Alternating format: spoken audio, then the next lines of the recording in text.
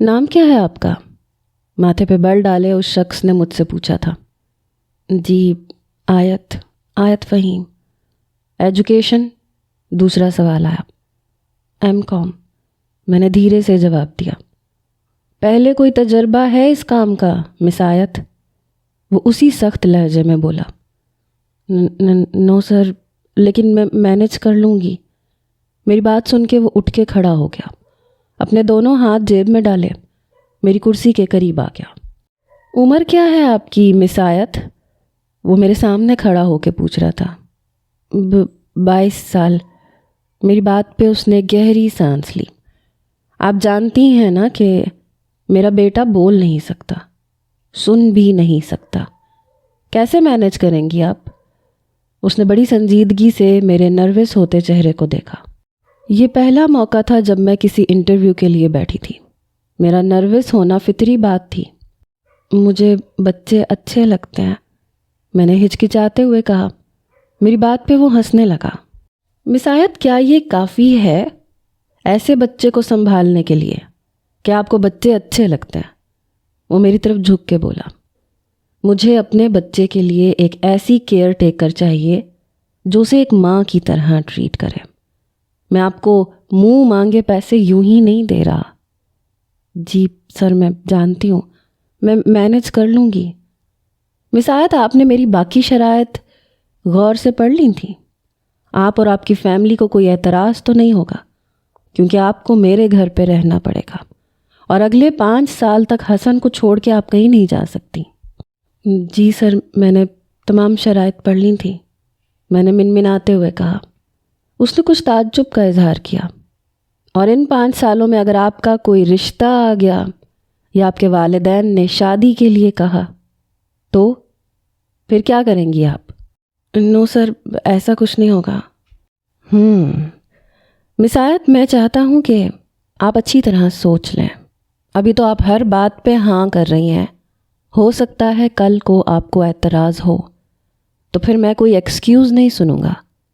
Paper آپ کے سامنے رکھے ہیں، 20 لاکھ کا چیک بھی ہے، پین بھی موجود ہے، وقت بھی آپ کے پاس ہے۔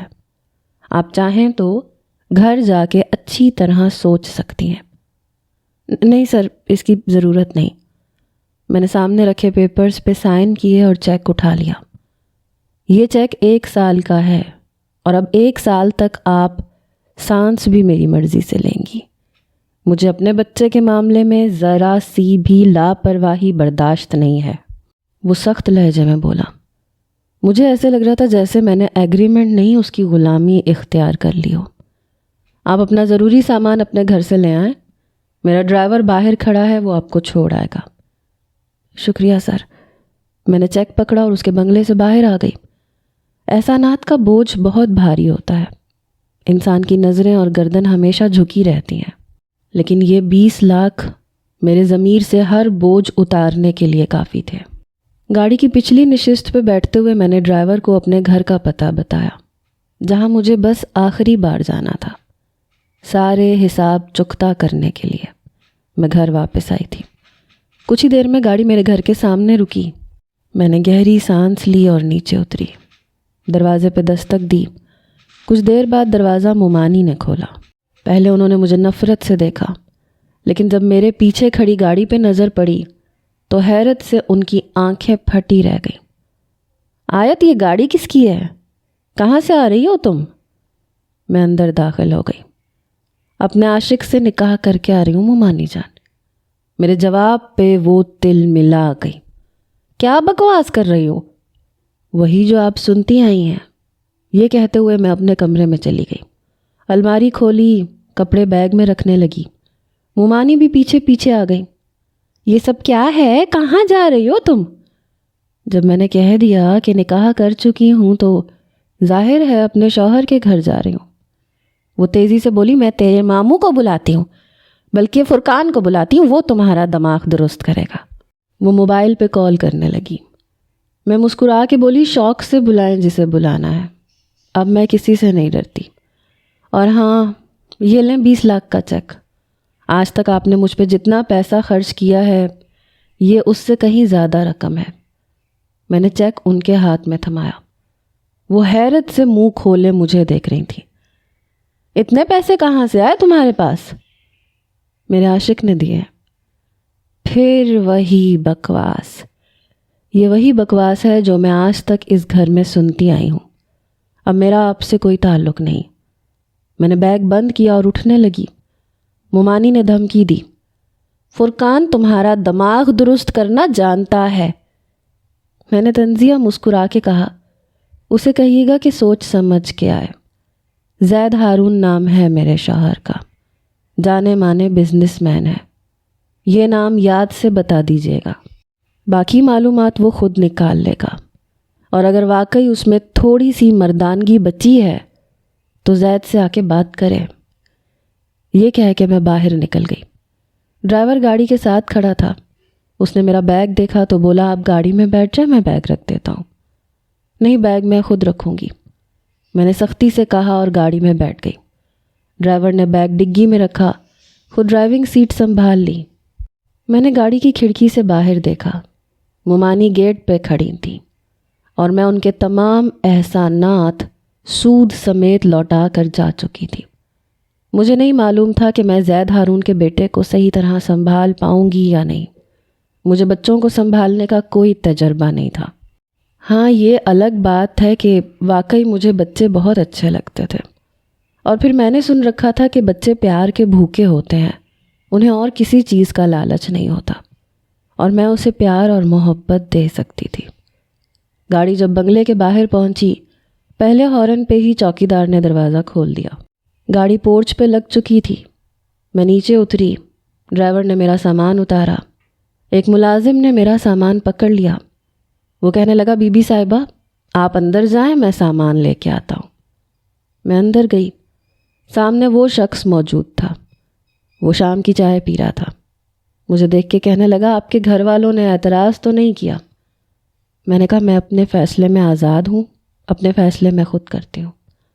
وہ کہنے لگا، ویری گڈ۔ ملازم کہنے لگا، زید صاحب میڈم کا سامان کہاں رکھنا ہے؟ وہ کہنے لگا، حسن کے کمرے میں، یہ وہیں رہیں گی۔ وہ ملازم میرا سامان کمرے میں لے گیا۔ میں نے کہا، میں آپ کے بیٹے سے مل سکتی ہوں؟ وہ کہنے لگا، اس وقت وہ سو رہا ہے، لیکن آپ کمرے میں جا سکتی ہیں، وہاں میں نے کچھ پیپرز رکھے ہیں، ان پہ حسن کی ساری تفصیل لکھی ہے، اسے کون سی میڈیسن دینی ہے، وہ کب کھائے گا، کب سوئے گا۔ میرے خیال سے اس کو پڑھ کر آپ کو زیادہ مشکل پیش نہیں آئے گی۔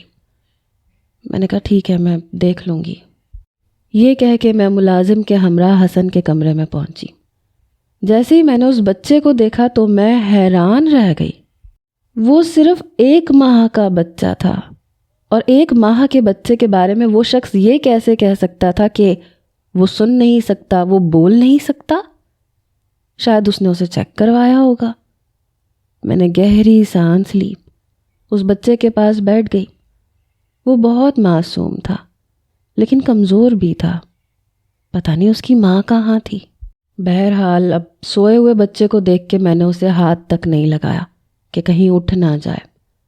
کچھ دیر بعد ایک ملازمہ آئی۔ وہ کہنے لگی، چائے پینی ہے تو آپ کو یہیں لا دوں؟ میں نے کہا، ہاں، 1 کپ چائے لا دو۔ کچھ ہی دیر میں ملازمہ چائے کا کپ لے کے آ گئی۔ چائے کا ایک گھونٹ بھرتے ہی مجھے اپنے تلخ ماضی کی یاد آئی۔ میں بھی تو 8 سال کی تھی جب میرے ماموں مجھے پنڈی سے کراچی لے کے آئے تھے۔ وہ مجھے اور میری والدہ کو لے کے آئے تھے، کیونکہ والد کے انتقال کے بعد میرے ددیال والوں نے میری ماں کو اور مجھے رکھنے سے انکار کر دیا تھا۔ میری ماں کی عدت تک پوری نہیں ہوئی تھی اور گھر سے باہر نکال دیا گیا تھا۔ ماموں کی شادی ہو چکی تھی، ہم کراچی آ گئے، لیکن میری والدہ بہت بیمار رہنے لگی۔ وہ میرے باپ کو یاد کر کے روتی رہتی تھی۔ میرے والد کا ایکسیڈنٹ ہوا تھا اور ان کا موقع پہ ہی انتقال ہو گیا تھا۔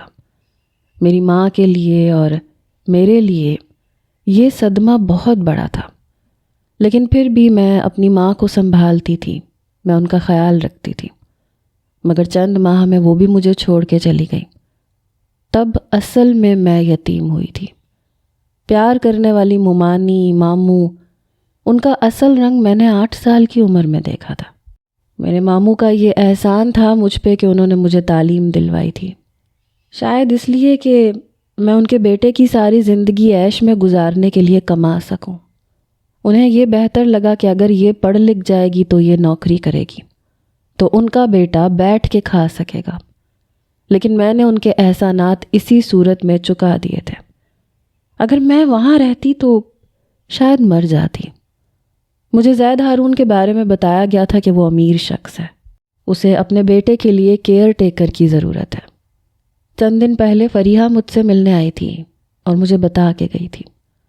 اس وقت میں رو رہی تھی، اپنے اللہ سے یہ کہہ رہی تھی کہ کاش کوئی ایسا راستہ مجھے مل جائے کہ میری فرقان جیسے شخص سے جان چھوٹ جائے۔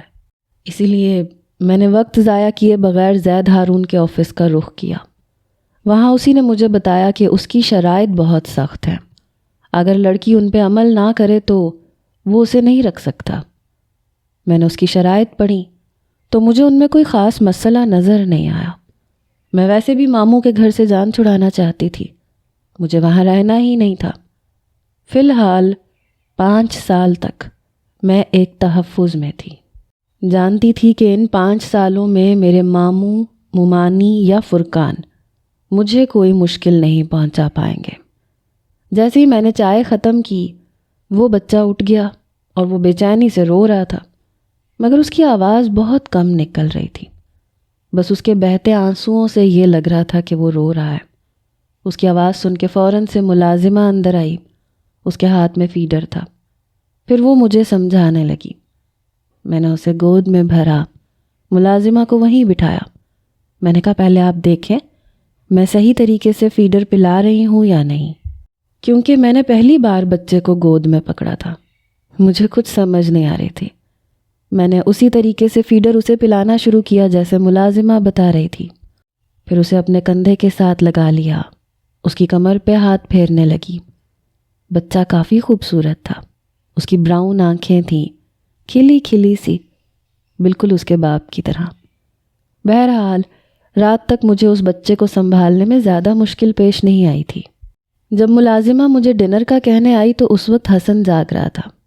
میں باہر آ گئی، ڈائننگ ٹیبل پہ زید پہلے سے موجود تھا۔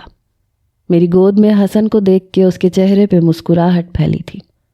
جیسے ہی میں ڈائننگ ٹیبل کے پاس پہنچی اس نے کہا اسے مجھے پکڑا دو۔ میں نے حسن کو زید کو دے دیا۔ کہنے لگا تنگ تو نہیں کیا اس نے آپ کو؟ میں نے کہا نہیں، بہت پیارا بچہ ہے۔ اس کی گود میں آ کے میں نے دیکھا وہ بچہ اسے دیکھ کے مسکرا رہا تھا، شاید اپنے باپ کی پہچان تھی اسے۔ کچھ دیر وہ اسے پیار کرتا رہا۔ میں اپنی پلیٹ میں کھانا ڈال چکی تھی، پھر اس نے حسن کو ملازمہ کو پکڑا دیا۔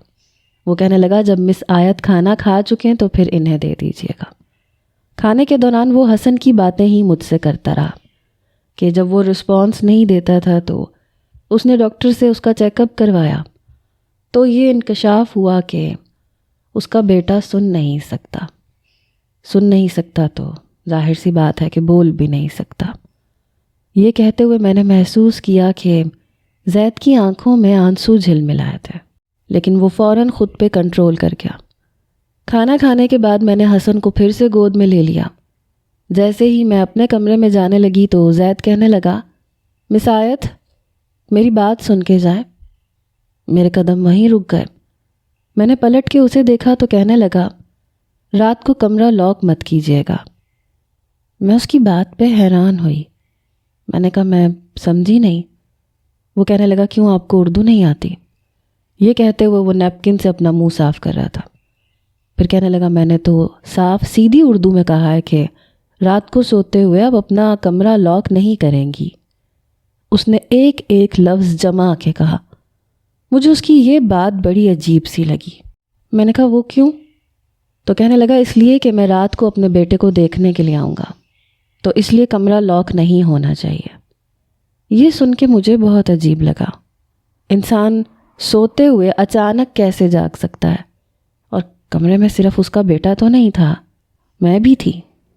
میں نے کہا لیکن میں تو اس طرح نہیں رہ سکتی، ظاہر سی بات ہے کمرے میں آپ کے بیٹے کے علاوہ میں بھی ہوں گی، اور سوتے ہوئے انسان کو نہیں پتہ ہوتا کہ وہ کیسے سو رہا ہے۔ وہ اٹھ کے کھڑا ہو گیا، پینٹ کی جیبوں میں دونوں ہاتھ ڈالے، آہستہ سے چلتا ہوا وہ میرے پاس آیا، کہنے لگا بے فکر رہیں، میں آپ کو نہیں دیکھوں گا، لیکن آپ کمرہ لاک نہیں کریں گی۔ وہ اپنی بات پہ قائم تھا۔ میں نے کہا دیکھیں میں آپ کو ایسی کوئی اجازت نہیں دے سکتی۔ میں نے نظریں چرائیں، میرے ماتھے پہ بل پڑے، یہ بات ہی غیر مناسب سی تھی۔ اس نے اپنی آنکھیں سکیڑ کے مجھے دیکھا، کہنے لگا کیا مطلب ہے آپ کا؟ آپ کو کیا لگتا ہے میں کوئی ٹھرکی قسم کا آدمی ہوں جو آپ کو سوتے ہوئے دیکھوں گا؟ افسوس ہے مجھے آپ کی سوچ پہ مس آیت۔ میں نے کہا دیکھیں یہ ایک غیر مناسب سی بات ہے۔ وہ کہنے لگا مجھے کیا پتا بند کمرے میں آپ میرے بیٹے کا خیال رکھیں گی یا نہیں۔ دیکھیں میں نے آپ کو یہاں اپنے بیٹے کے لیے رکھا ہے۔ میں نے کہا تو پھر آپ کسی ملازمہ کو اندر لٹا دیں جو میری نگرانی کرتی رہے کہ میں آپ کے بیٹے کی دیکھ بھال ٹھیک سے کر رہی ہوں یا نہیں، لیکن رات کے وقت میں دروازے کا لاک نہیں کھولوں گی۔ وہ کہنے لگا اگر آپ کی ایسی کوئی شرط تھی تو آپ مجھے پہلے بتا دیتی۔ ٹھیک ہے مس آیت، آپ میرے پیسے واپس کر دیں، میں کسی اور لڑکی کا انتظام کر لوں گا۔ میرا بیٹا میرے لیے کتنا اہم ہے یہ میں آپ کو بار بار نہیں بتاؤں گا۔ میں ذرا سی کوتاہی بھی برداشت نہیں کر سکتا، اور اتنی جلدی میں آپ پہ اتنا بڑا بھروسہ نہیں کر سکتا کہ آپ دروازہ بند کریں، پوری رات خواب خرگوش کے مزے لوٹتی رہیں، اور میرا بچہ جس کے رونے کی آواز بھی ٹھیک سے نہیں نکلتی وہ بھوکا پیاسا پڑا رہے۔ نو، نیور۔ آپ میرا چیک واپس کریں اور آپ جا سکتی ہیں۔ یہ سن کے میرے ہوش اڑ گئے۔ میں تو 20 لاکھ کا چیک اپنی ممانی کے منہ پہ مار کے آ گئی تھی، اب اسے واپس کیسے کر سکتی تھی؟ اور اگر میں ممانی کے گھر واپس جاتی، ان سے چیک لیتی اور پھر سے وہاں رہتی تو میری زندگی جہنم بن جاتی۔ میں سوچ میں پڑ گئی۔ اس شخص نے مجھے ایک عجیب سی الجھن میں ڈال دیا تھا۔ میں نے کہا ٹھیک ہے، میں دروازہ لاک نہیں کروں گی۔ اس وقت میں مجبور نہ ہوتی تو یقیناً آپ کی رقم واپس لوٹا دیتی، لیکن شاید آپ لوگوں کو مجبور لوگوں کی مجبوری سے کھیلنے کی عادت ہوتی ہے۔ وہ کہنے لگا آپ بہت زیادہ بول رہی ہیں مس آیت، میں اتنی زیادہ فضول باتیں سننے کا عادی نہیں ہوں۔ میں نے پیسے دیے ہیں تو کام بھی اپنی مرضی سے لوں گا، اور رہی یہ بات کہ آپ کو دیکھنے کی، تو مجھے اس میں کوئی دلچسپی نہیں ہے۔ اتنی بھی آپ خوبصورت نہیں ہے کہ آپ کو دیکھ کے کوئی پاگل ہو جائے، آنکھیں جھپکنا بھول جائے۔ بس ایوریج سی لڑکی ہیں، اور میں اتنا گرا ہوا بھی نہیں ہوں کہ اپنے ہی گھر میں اپنے ہی بیٹے کی کیئر ٹیکر کو ایسی ویسی نظروں سے دیکھوں۔ زید کا لہجہ کافی غصیلا اور سخت تھا۔ میں چپ چاپ اپنے کمرے میں چلی گئی، دروازہ بند کر دیا اور اپنی بے بسی پہ رونے لگی۔ میں تو سب کچھ بہت آسان سمجھ رہی تھی، لیکن اس شخص کے اصول شاید بہت سخت اور عجیب و غریب قسم کے تھے۔ بے شک میں اس کے بیٹے کی کیئر ٹیکر تھی، لیکن یوں بغیر بتائے کمرے میں داخل ہونا اور مجھے سوتا ہوا دیکھنا یہ غیر مناسب سی بات تھی۔ میں کیسے کسی مرد کی نیت پہ اتنا یقین کر لوں کہ وہ صرف بیٹے کو دیکھے گا اور مجھے نہیں دیکھے گا؟ اور میں بہت لاپرواہ انداز میں سوتی تھی۔ دوپٹہ لے کے مجھے نیند نہیں آتی تھی، اور بغیر دوپٹے کے اس کی نظر مجھ پہ پڑ سکتی تھی۔ ایسی بات تو نہیں ہے، اتنا شریف کوئی بھی نہیں ہوتا۔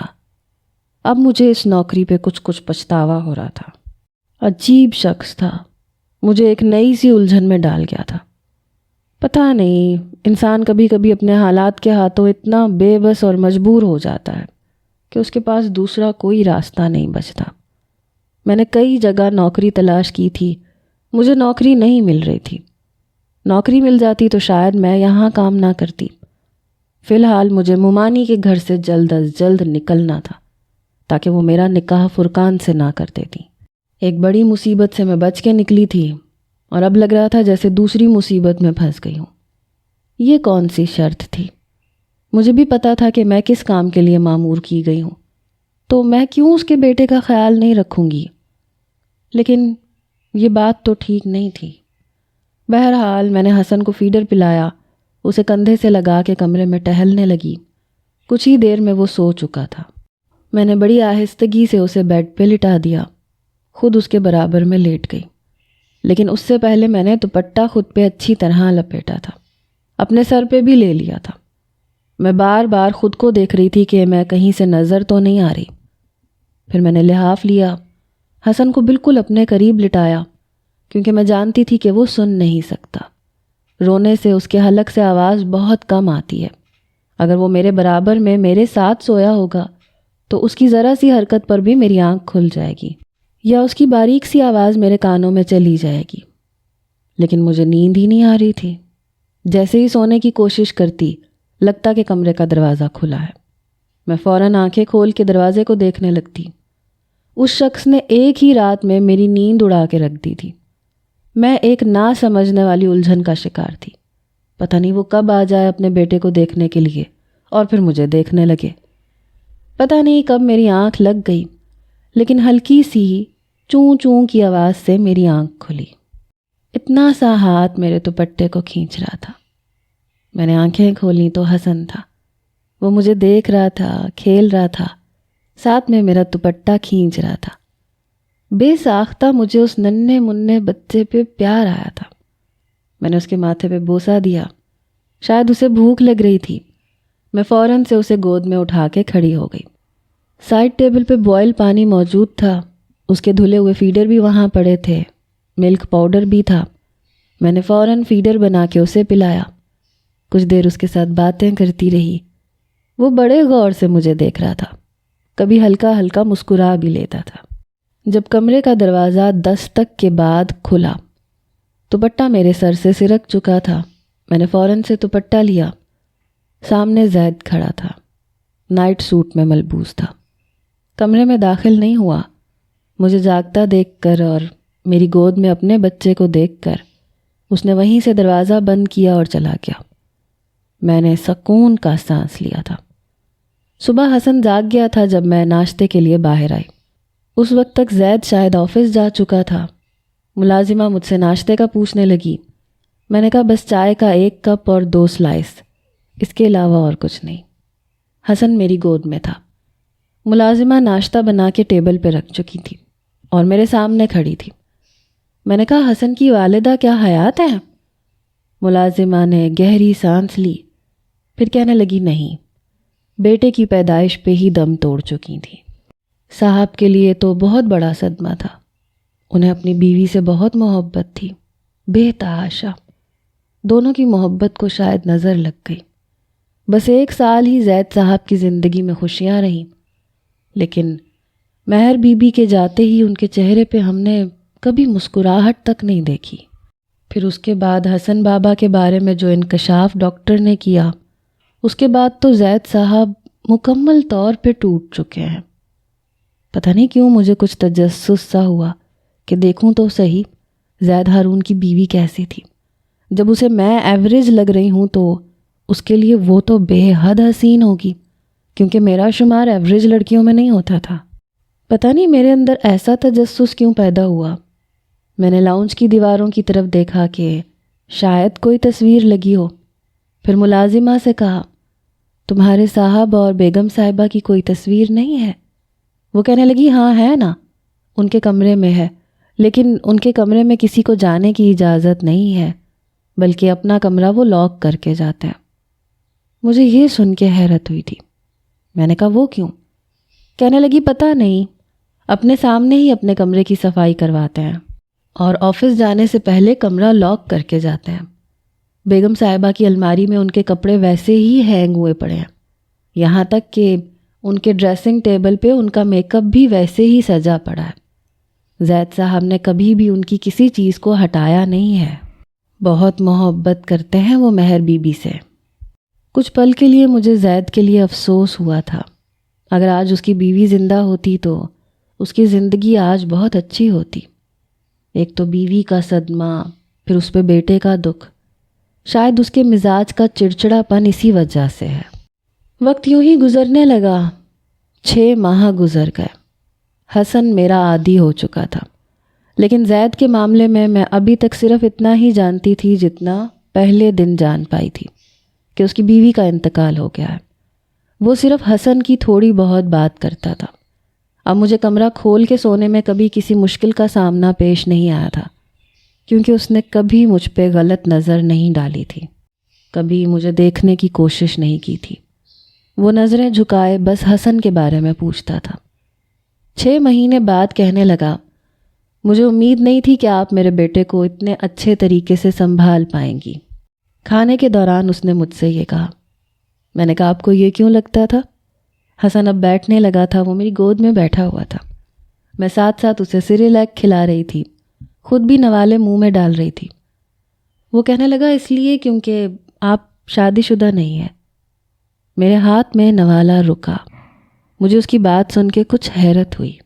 نظریں جھکائے وہ اپنی پلیٹ کی طرف دیکھ رہا تھا اور بات مجھ سے کر رہا تھا۔ میں نے کہا بچے سنبھالنے کا تعلق شادی شدہ ہونے سے تو نہیں ہوتا۔ وہ کہنے لگا ہاں، آپ کو دیکھ کے میری سوچ بھی کچھ ایسی ہو گئی ہے، ورنہ مجھے لگتا تھا کہ جب تک عورت ماں نہیں بنتی، ماں جیسا احساس اس کے اندر جاگ نہیں سکتا، وہ بچے کا درد محسوس نہیں کر سکتی۔ میں نے کہا اپنی اپنی سوچ ہے مسٹر زید، لیکن مجھے کبھی بھی حسن میری ڈیوٹی نہیں لگا، اور میں نے اسے کبھی ڈیوٹی سمجھ کے نہیں سنبھالا۔ یہ ہے ہی اتنا پیارا، اس پہ پیار آتا ہے۔ اس کے چہرے پہ ایک مدھم سی مسکراہٹ پھیلی، پھر وہ اٹھ کے وہاں سے چلا گیا۔ کئی دن سے میں نے نوٹ کیا تھا وہ دروازہ کھول کے نہیں دیکھتا تھا، شاید اسے مجھ پہ بھروسہ ہونے لگا تھا۔ شام کے وقت حسن سو رہا تھا، میری بھی آنکھ لگ گئی، کیونکہ رات کو وہ کافی گھنٹے مجھے جگانے لگا تھا۔ وہ کھیلتا رہتا تھا، جاگتا رہتا تھا، اور جب تک وہ جاگتا تھا میں سو نہیں سکتی تھی۔ میری ابھی آنکھ لگی تھی جب ایک بے ہنگم شور کی وجہ سے میری آنکھ کھلی۔ ایسا لگا جیسے لاؤنج میں کوئی مہمان آیا ہے، یہاں تک کہ حسن بھی اٹھ کے بیٹھ گیا۔ میں نے اسے گود میں لیا۔ جیسے ہی کمرے سے باہر آئی تو سامنے ایک خاتون کھڑی تھی، اس کے ساتھ ایک 20-21 سالہ لڑکی تھی، ایک جوان سالہ نوجوان بھی تھا۔ مجھے دیکھ کے اس خاتون کے ماتھے پہ بل پڑے۔ وہ کہنے لگی رقیہ یہ لڑکی کون ہے؟ ملازمہ نے کہا یہ حسن بابا کی کیئر ٹیکر ہے۔ وہ کہنے لگی اچھا تو آیا ہے میرے حسن کی۔ یہ کہہ کے وہ میرے پاس آئی، میری گود سے حسن کو پکڑ لیا، لیکن حسن کسی اور کی گود کا عادی ہی نہیں تھا، کیونکہ وہ زیادہ تر میرے پاس ہی رہا تھا۔ زید صرف اسے رات کو چند گھنٹے کے لیے پکڑتا تھا، وہ اسے باتیں کرتا تھا، کھیلتا تھا، باقی پوری ذمہ داری مجھ پہ تھی، اس لیے وہ میرے علاوہ کسی اور کے پاس ٹکتا نہیں تھا۔ اس عورت کے پاس جاتے ہی وہ رونے لگ گیا۔ وہ کہنے لگی توبہ توبہ، کیسا بچہ ہے، ارے بچے تو دوسروں کی گود میں آ کے ہنستے ہیں، اور ایک یہ ہے، ایک تو اس بیچارے کی آواز بھی نہیں نکلتی۔ وہ جب روتا تھا تو صرف آنسو بہتے تھے، آواز بہت کم آتی تھی۔ میں نے کہا اب جو کوئی بھی ہے اسے مجھے دے دیں۔ میں نے فٹافٹ سے حسن کو پکڑا، اپنے ساتھ لگایا، اسے پیار کرنے لگی تو وہ چپ ہو گیا۔ اس کے برابر میں کھڑی لڑکی کہنے لگی اماں دیکھ رہی ہو، ہم چند مہینے کے لیے دوسرے شہر کیا چلے گئے، زید نے تو اپنے بیٹے کے لیے کسی اور کو رکھ لیا۔ اس نے منہ بسوڑتے ہوئے کہا، البتہ وہ نوجوان مجھے دیکھے جا رہا تھا، پتہ نہیں کیوں مجھے اس کا دیکھنا کچھ برا سا لگ رہا تھا۔ میں اپنے کمرے میں واپس آ گئی۔ پھر ملازمہ سے پتہ چلا کہ یہ عورت زید کی پھپھو ہے، اور وہ لڑکی اس کی بیٹی ہے اور وہ نوجوان اس کا بیٹا۔ رات کو جب زید آیا تو کھانے کی ٹیبل پہ وہ سب بھی بیٹھے تھے۔ میں بھی حسن کو لے کے باہر آ گئی۔ جیسے ہی ٹیبل پہ بیٹھنے لگی تو وہ خاتون کہنے لگی، ارے تم کہاں ٹیبل پہ بیٹھنے لگی ہو؟